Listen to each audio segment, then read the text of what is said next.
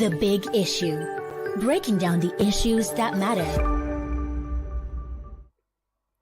Hello there. Welcome to another edition of your favorite program, The Big Issue. My name is Farouq, your host, on the program. And of course, on today's Big Issue, we're looking at the big issue, the trendy story that has broken internet over the week, and that is Edugate. What manner of humanitarian ministry? Of course, I'm not alone in the studio. I have with me an in-house analyst, Chibuzo Kaibu. It's always a pleasure to have you around. Thank you very much. And I also have a public affairs analyst, a syndicated columnist, and a TV host. He wears recaps, of course, in the person of Jide Ojo. He's going to be joining us virtual. So, like I said earlier, our topic is Edugate. What manner of humanitarian ministry? Of course, the Ministry of Humanitarian Affairs and Poverty Alleviation is in the eye of the storm, and of course for wrong reasons, following allegations of misappropriation of funds involving former Minister of the Ministry, Sadiya Umar Farouq, the suspended current Minister, Betta Edu, and of course the National Coordinator, National Social Investment Program Agency, Halima Shehu, and the embattled Director of Finance and Accounts.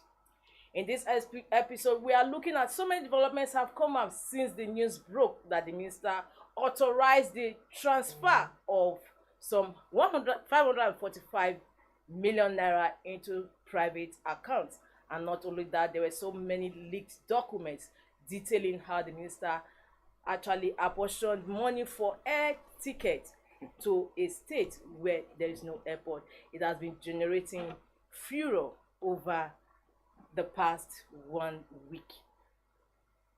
Choose up. It's been one hell of a week. Sorry to use that word. It's been one hell.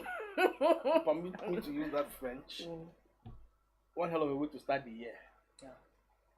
In fact, I'm not sure in a long time we've had this kind of heated start to a year, and with what we are seeing, there's no telling how far this can go. Because with the revelations coming out and all of the next sets of people who have been dragged into this, pool of I call it alleged illegality.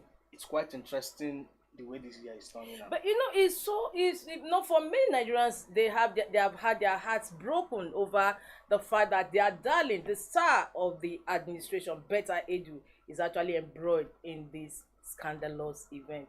What do you have to say about that? Yeah, it's truly unfortunate. Of course, we say the young, not too young to grown be, and Betta Edu is just 37 years of age. I think one of the youngest in this Tinubu-led administration, and for her to have fallen so, and considering the fact that she's yet to complete 6 months on that position.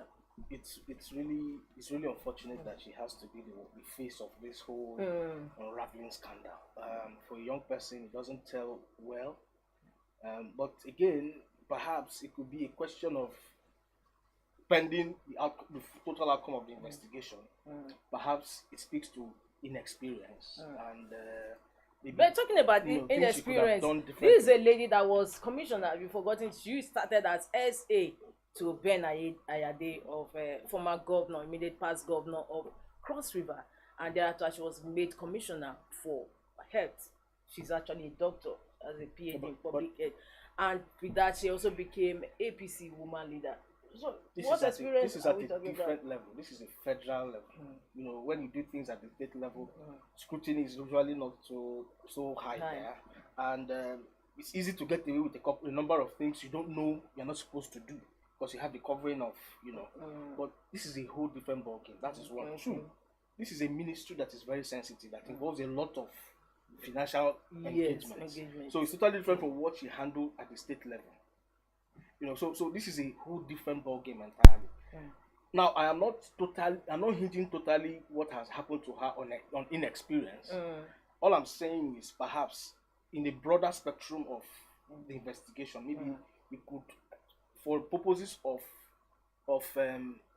the future, we could also interrogate whether that played a part in how she got herself entangled in all of this. Talking about, we are still talking about the scandal, but there's also a humor side to it. Have you seen the cartoons, the graphics making the rounds? Oh, Kogi, welcome to Kogi State International Airport.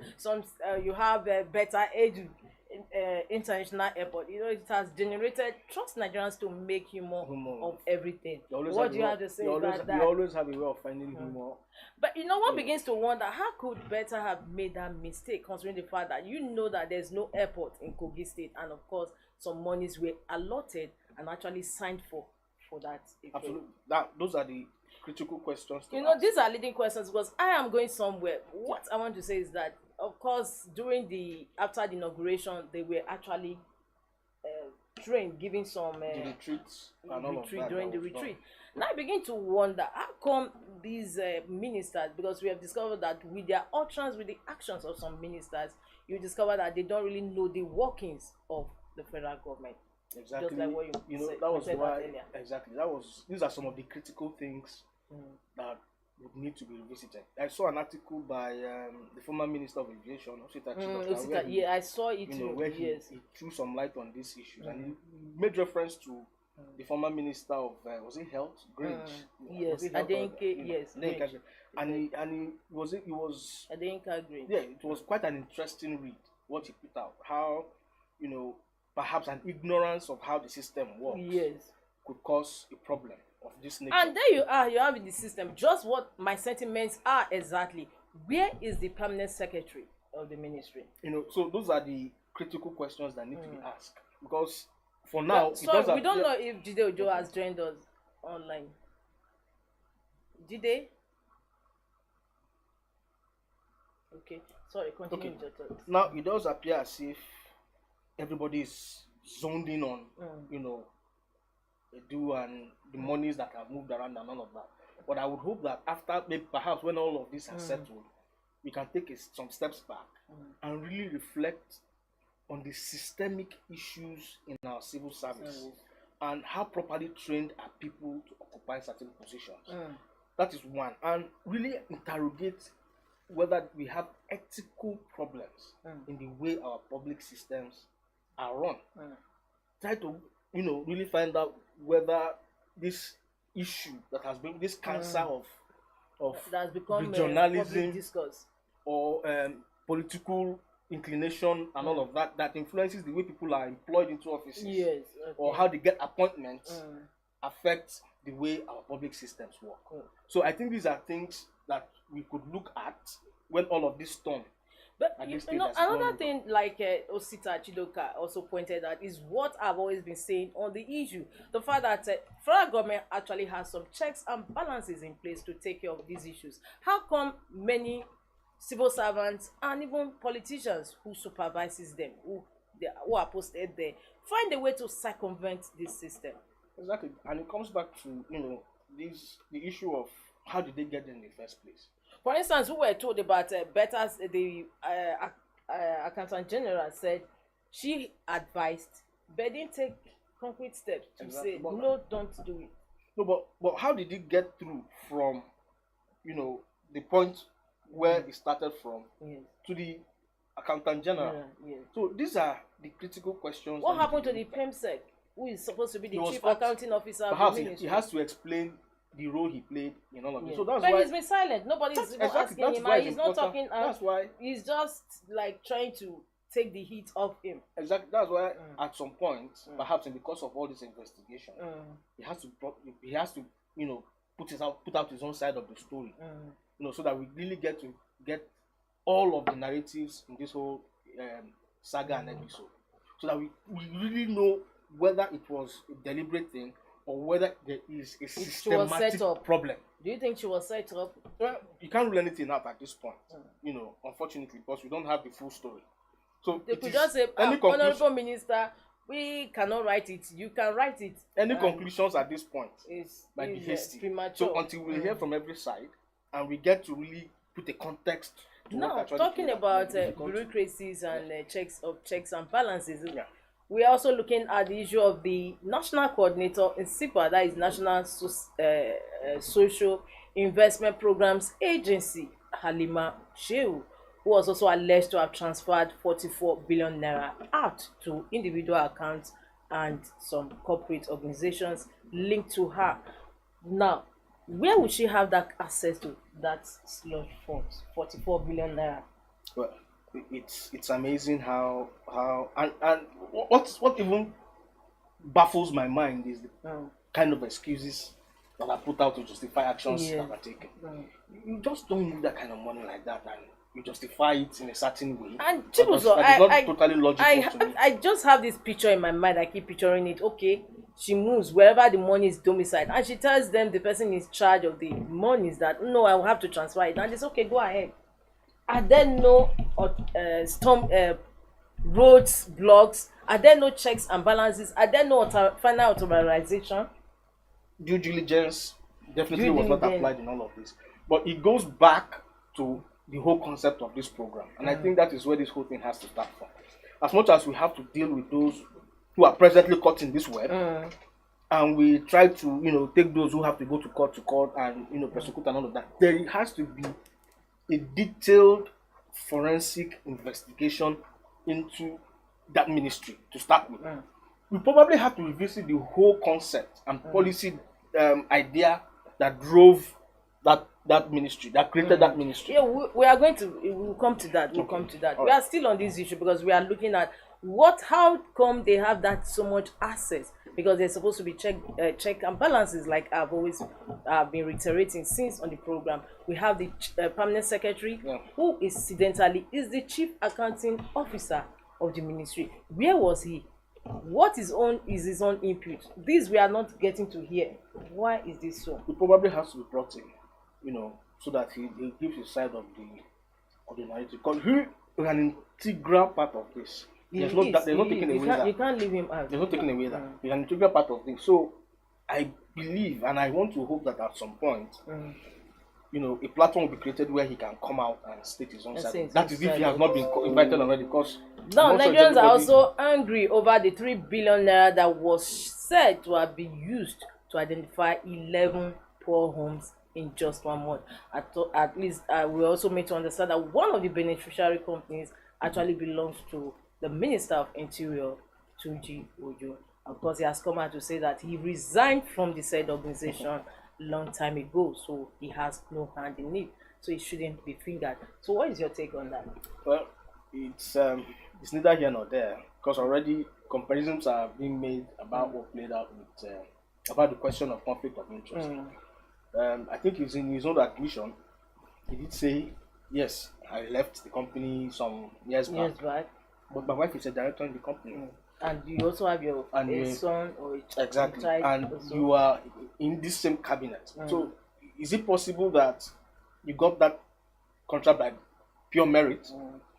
Is it possible that there's a conflict of or that you played a part in how that, and there are already insinuations about how close as cabinet members, that they could have exploited that. We also had similar situation during the tenure of President Muhammadu Buhari with his SGF then, that is Papachilawa, of course, nicknamed grass cutting SGF. And how did it play out? Well, he eventually had to, leave the position when the pressure became too intense. Even though, like Tunji Ojo, he claimed that he has stepped down and so he has no hand in his company being awarded that huge humongous amount of money to cut grass of 300 million. I think it's even more than. Okay, I think it was about 300 million at the time. Okay. But ultimately it comes down to the president at that point. How are we going to separate political appointees from partaking in business activities, also being beneficiary of those in their implementation policies? How do you think can you separate them? You can imagine Tunji Ojo with his company. We also have Babachi Lawa with his company. Things like that always come up. it's pretty clear. It's more of it's an ethical that they Okay, are. thank you so much. Good evening, Jide Ojo. We have you here. Yeah, good evening, Good evening. Good to Winifred. have you on the program today. My pleasure. Yes, we've been talking on our topic is on Edugate. Edugate, of course, you are aware that Betta Edu has been on public discourse since the allegations of misappropriation of funds came out this week. What manner of humanitarian ministry? Interestingly, that's what I weighed in on in my column in the Punch of today. Okay. I don't know if you've had the No, I've not seen it. opportunity of. I'm expecting to read it. Okay, so I actually traced the genesis of the social investment program way back in 2016 with a seed fund of 500 billion, half a trillion naira. Then on August 21, 2019, the establishment of the Ministry of Humanitarian Affairs, Disaster Management and Social Welfare, as well as the appointment of Sadiya Farouq as the inaugural, the first minister. The jury is still out there. A lot is still being unraveled. And in my column in the Punch of today, I asked a question. Is Betta Edu a scapegoat or a sacred cow? That is a good one. You know, why am I saying this? The law is for the enemy, the exemption is for your friends. When I was researching for that article yesterday, I discovered that it's been a usual practice, of course, in breach of the public finance regulation, that monies are being paid into the personal accounts of staff of ministries, departments, and agencies. Even though chapter 7, page 713 of the public finance regulation said that should not be done. But I discovered that in one instance in 2021, Data Fight discovered that over 2 billion was moved from government accounts to personal accounts of staff. Yes. Across ministries, departments, and agencies. Yes. So, and that's why the Olarewaju guy that defended, who is the media aide to Betta Edu, said, "Oh, it's usual practice in the civil service." Perhaps attention has not been his attention. No, perhaps his attention has not been called to that provision in the public finance regulation that is wrong. And we know that Oluwatoyin Madeyin, who is the Accountant General of the Federation, says, I cannot honor this request because it's against public finance regulation. Now, like you said, when I logged in, there are also allegations that are coming out.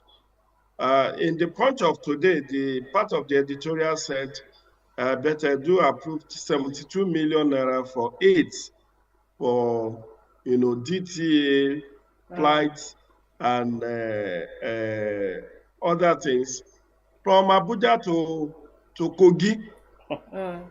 Abuja, Kogi does not have flights, does not have an airport, but you are approving money for your aids for flight. There's the 3 billion naira in which Tunji Ojo has been fingered, has been part of this whole. And the question I asked about that, Winifred, is these companies that benefited from the audit of the social register or in helping to build the social register, did they go through the normal tenders board? Yes, that's the question everybody is asking. Did they? That's the question. The BBP should be able to speak out on this. So if it goes through the due process, then nobody should raise eyebrow. But situations where the minister used her discretion to just favor about 7 to 8 companies, some of whom are not even registered with the Corporate Affairs Commission, speaks of impunity. And that is, I've also seen other publications that I don't want to comment on, because people are now using the opportunity of what has happened to talk about maybe fake news or maybe true. The Punch of today said 3 bank MDs have been invited for questioning for their role in moving. I mean, how could Halima Shehu, the national coordinator and CEO of National Social Investment Program, moved 44 billion from the NSIPA account in 4 days? It's really, really sad. It's really sad. It's unfortunate.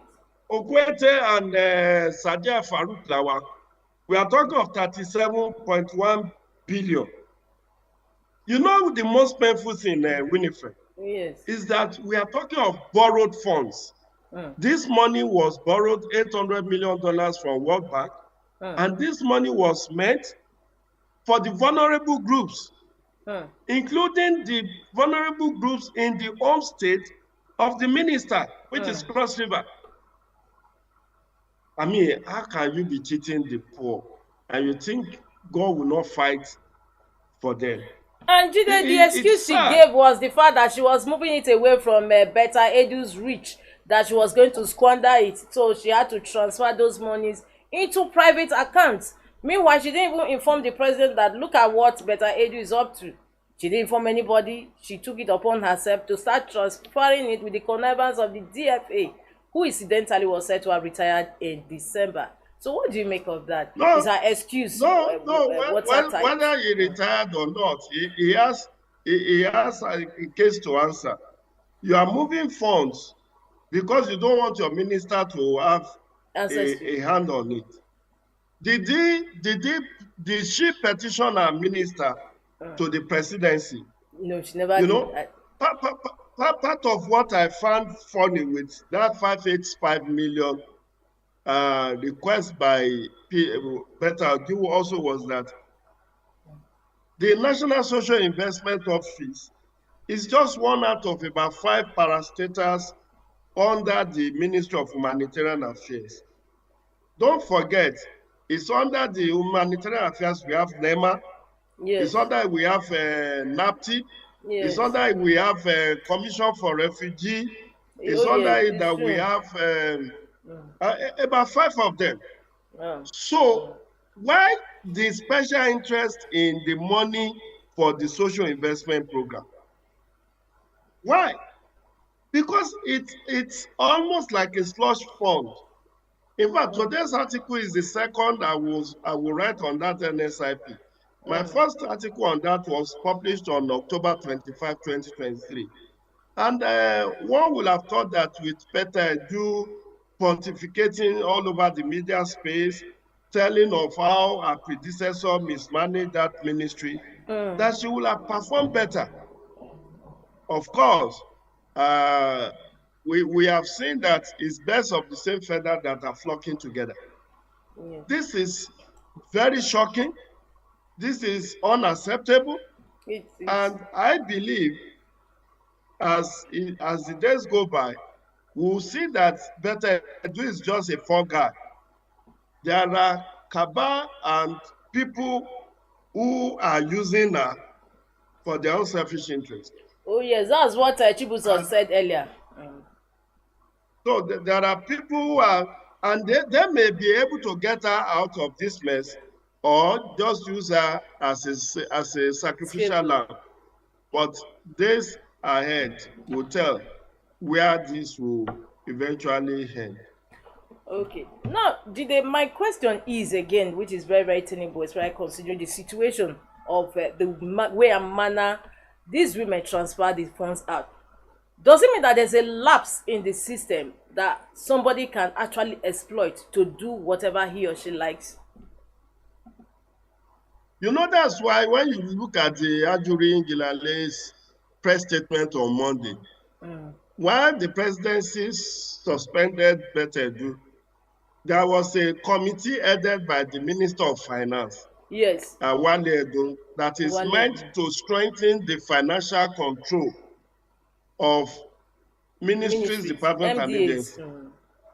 It shows that there are lacuna that have been exploited by successive administration to divert public funds to their private use. Look, when National Social Investment Program was established in 2016, I doubt if there was any monitoring and evaluation framework that was put in place. I doubt. And where you don't have MIE framework that should be strictly followed, people will use rule of the thumb.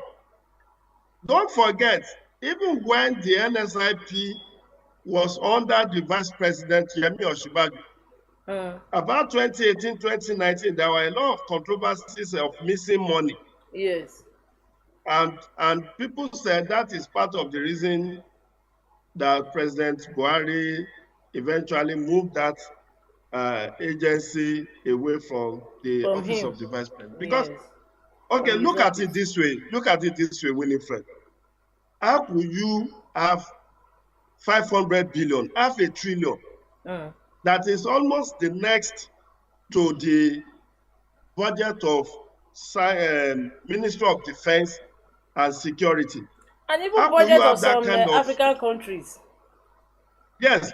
How could you have that kind of funds and you are disbursing it by hand in cash up to 2020, 2021? Even during the COVID-19, we saw Sadiya going from one state to the other, doling out cash to people.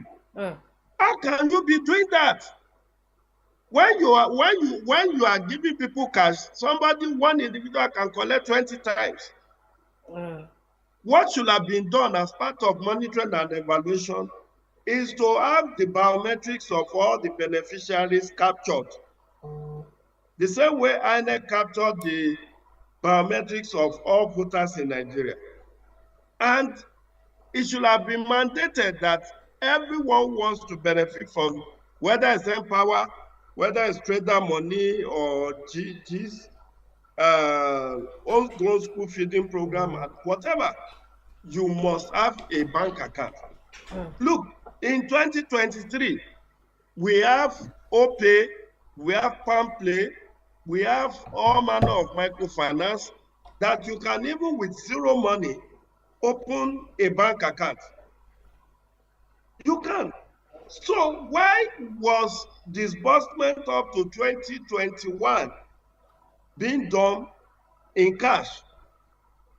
It shows that there was no robust monetary and evaluation framework.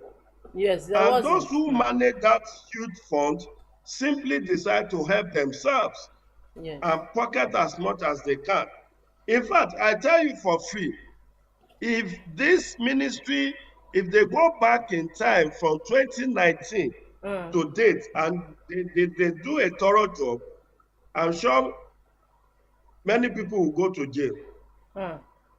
Because they cannot there's really been call that the federal government panel should actually probe further from that time. Do you think at the end of the day the rot will be worth it? I tell you for free, they may not be able to account for the fund. They may not. Do you know that according to yesterday's Punch and many other newspapers, I think Leadership Inclusive, we were able to establish that between 2020 and 2024, Ministry of Humanitarian Affairs alone has collected 2.3 trillion naira. 2.3 trillion. And yet it's not showing on the lives, it's not impacting the lives of poor Nigerians, poor and vulnerable Nigerians. You cannot see Nigerians who have been lifted out of poverty. There are people on the Empower who have regular jobs and still collecting money from the Empower. Oh yes. There are those who are supposed to have graduated. There are those who are supposed to have done their 2 years and moved away that are still on the payroll. So a lot of rot. And I dare say, all those who have been involved in the management of resources of NSIPA and the Ministry of Humanitarian Affairs, all of them needs to answer questions. What role did they play? How plausible were their roles? Can they be trusted? Because, and then I think the most important thing is the role of banks, money deposit banks, yes, in all of this. Because it will seem like they work in cahoots with some of these people, yes, they to do. make sure that 44 billion, Because they are supposed to 37 flag off, billion. like EFCC said, when they see Exactly. huge amount of Exactly. money. But they seems to have worked in cahoot with these individuals. But it's too early to judge. Let's just hope patiently that this will not be swept under carpet in another 1 week or two. We know how this have always panned out. Yes. The Babacha Lawa case you are citing, did Babacha go to jail? No, he They didn't. just relieve him of his position. He was even pontificating ahead of 2023 election. Remember, he said he defected to Labour Party because of the Muslim ticket. This is somebody who compromised his office as SGM. But you know, it's impunity. It's impunity. So I will still want to give all of them benefit of doubt that they are presumed innocent. But I hope the investigation will be thorough, and all those who prima facie case is established against will be brought to justice. All right, thank you so much. Now, time is running out fast against us. Now, I want to just find out from you. Do you see, is it political end of Betta Edu? They may make her a scapegoat, knowing full well that Nigerians do not believe that Tinubu administration will fight corruption. But if they do that, it will be a sad end to a glorious public service. This is a lady, yes, youthful, successful, beautiful, a great orator that yes, has life going for her. At a very tender age of 33, she had become a commissioner in Cross River State. She moved from there to become the national women leader of APC. And now, one of the biggest ministries was handed over to her. Did you know that Ministry of Humanitarian Affairs did not even have 2 ministers? Only one. Yes. Yeah. Only one. Gave it to her, yes. Why 2 governors are slugging it out in Ministry of Defense? 2 former governors. 2 former governors are slugging it out in Ministry of Defense. Even the Ministry of Agriculture, you have a senior minister, you have junior minister. In Ministry of Steel Development, you have 2 people. In almost every other. But they just give you the yam and the knife to do as you please. And you messed up.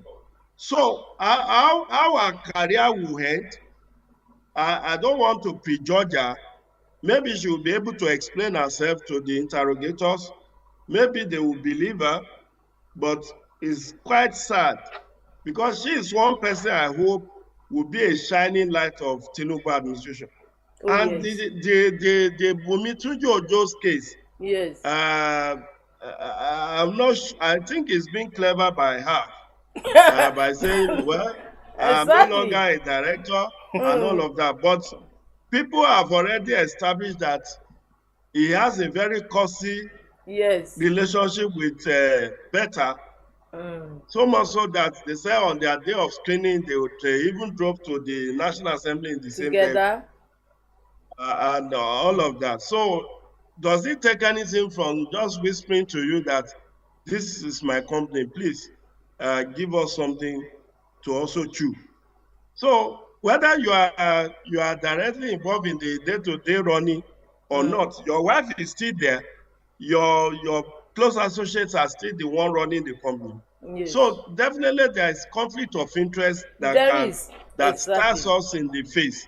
So, but let's see how Tinubu administration will resolve all of this. issues. But it's good that media and civil society are holding this administration's feet to fire to say, this year, we no go gree. Abi, is that not the slogan for 2024?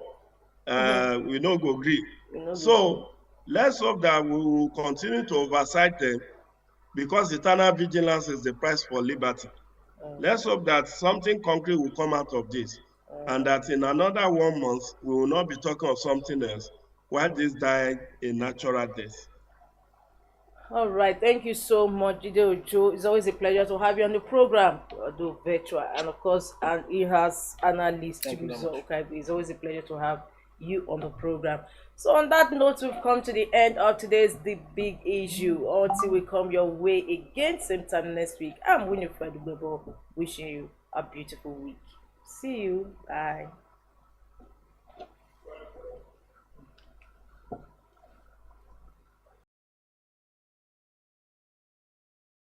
6158. Last Word Leadership Podcast Studio.